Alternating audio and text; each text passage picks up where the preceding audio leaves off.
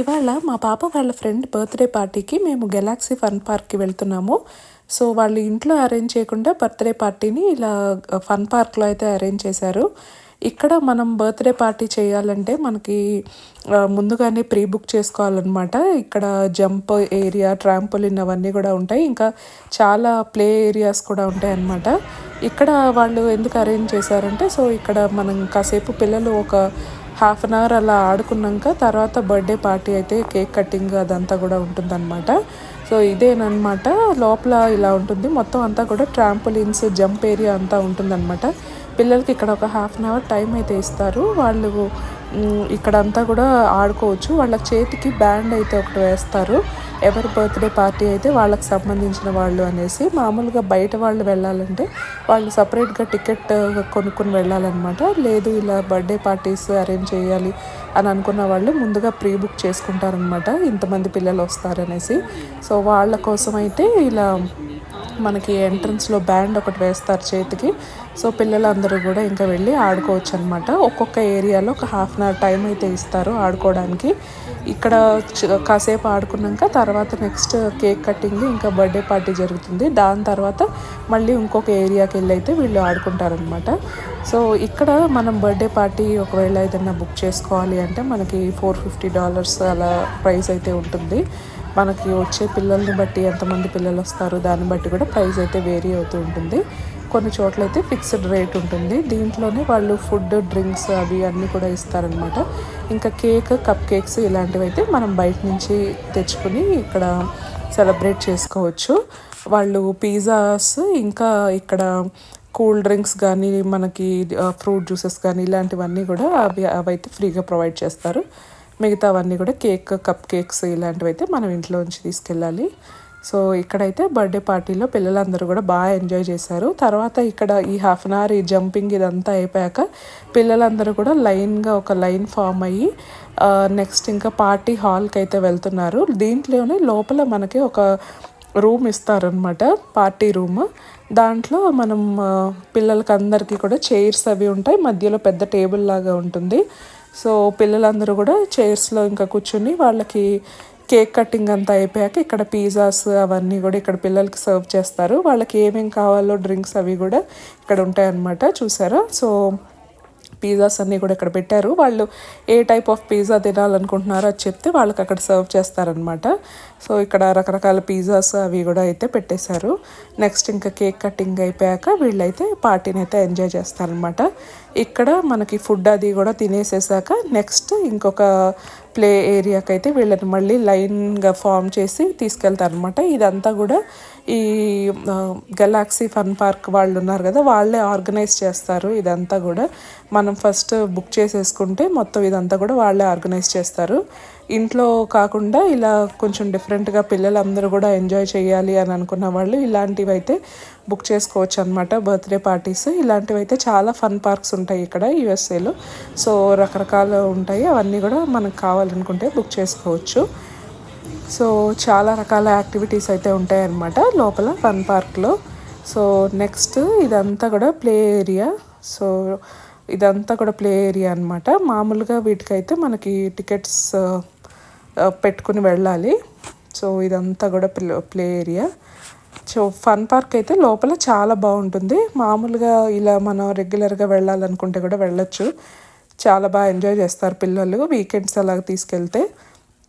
So అక్కడ birthday party అయిపోయింది కదా, పిల్లలందరూ కూడా తినేసేసారు. తర్వాత ఇక్కడ ఈ ఏరియాకి అయితే తీసుకొచ్చారనమాట వాళ్ళని. ఇక్కడ వాళ్ళు ఒక half an hour to 1 hour ఇక్కడ ఆడుకోవచ్చు.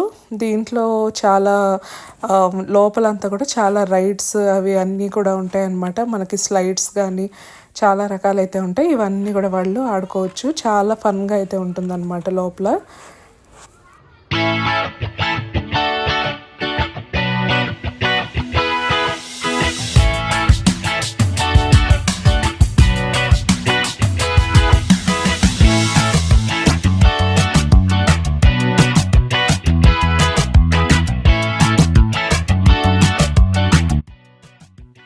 సో ఇక్కడ వింటర్ సీజన్ కాబట్టి బయట మనం బెడ్స్లో వేసిన మొక్కలన్నీ కూడా మొత్తం చచ్చిపోయాయి అన్నమాట.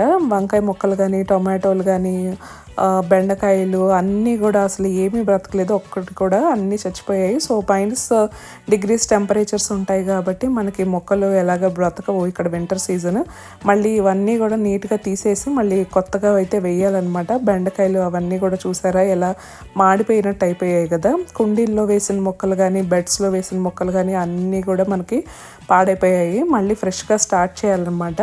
సో ప్రతి వింటర్ సీజన్లో ఇలాగే జరుగుద్ది. దాని తర్వాత మళ్ళీ స్ప్రింగ్ సీజన్ సమ్మర్ సీజన్ వచ్చాక మళ్ళీ అందరూ కూడా మనకి మొక్కలు అయితే వేస్తూ ఉంటారు. ఇప్పుడైతే విత్తనాలు వేసేసుకుంటే మనకి స్ప్రింగ్ సీజన్లో సమ్మర్ వచ్చేసరికి మనకి మొక్కలన్నీ కూడా బాగా వచ్చేస్తాయి.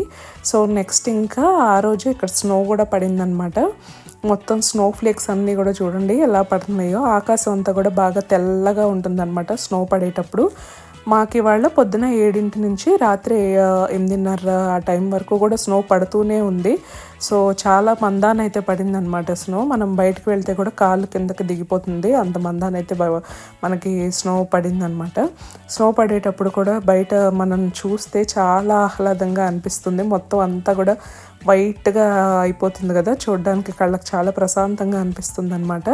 సో ఇప్పుడే స్టార్ట్ అయ్యింది కాబట్టి పడటం కొంచెం మందాన పడ్డాక మనం బయటకు వెళ్ళి చక్కగా స్నోలో ఆడుకోవచ్చు కూడా. కాకపోతే జాకెట్స్, మన చేతికి గ్లౌజెస్, ప్యాంట్స్ అవి కూడా కొంచెం థిక్గా ఉన్న ప్యాంట్స్, బూట్స్ అన్నీ వేసుకుని వెళ్తే మనకి పెద్ద చలి అనిపించదు. మామూలుగా వెళ్ళాలి అంటే బయట స్నోలోకి వెళ్ళాలంటే చాలా చల్లగా అనిపిస్తుంది, ఎందుకంటే టెంపరేచర్స్ చాలా తక్కువగా ఉంటాయి కాబట్టి. సో ఇప్పుడు కొంచెం ఎక్కువగా పడుతుంది చూడండి. కొంచెం దాని తీవ్రత అయితే కొంచెం పెరిగింది కొంచెం సేపు అయ్యాక. మధ్యాహ్నం పూట అయితే చాలా ఎక్కువగా పడింది అనమాట. ఇంకా నైట్ 8:30 వరకు కూడా ఇంకా స్నో పడుతూనే ఉంది. మనకి కుండీల్లో వాటిల్లో కూడా మొత్తం అంతా పడుతుంది చూసారా స్నో. చాలా బాగుందన్నమాట చూడడానికి.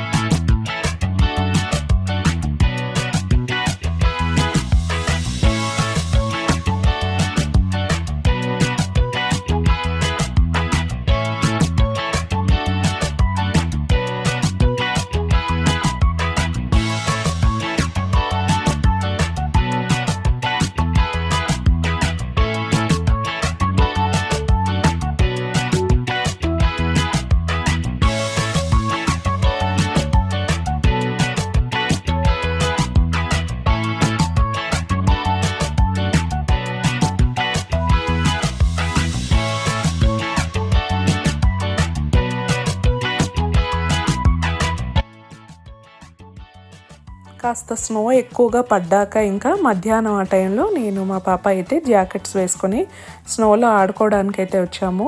స్నోలో ఆడుకోవడానికి జాకెట్, గ్లౌజెస్ అన్నీ కంపల్సరీ వేసుకోవాలి. స్నో బూట్స్ అవి కూడా వేసుకొని రావాలి, లేకపోతే చాలా చల్లగా ఉంటుంది. మనం మామూలుగా చేతులతో పట్టుకోలేమన్నమాట స్నోని. చేతితో పట్టుకుంటే చేతులంతా కూడా చాలా గడ్డలాగా కట్టేస్తాయి అన్నమాట.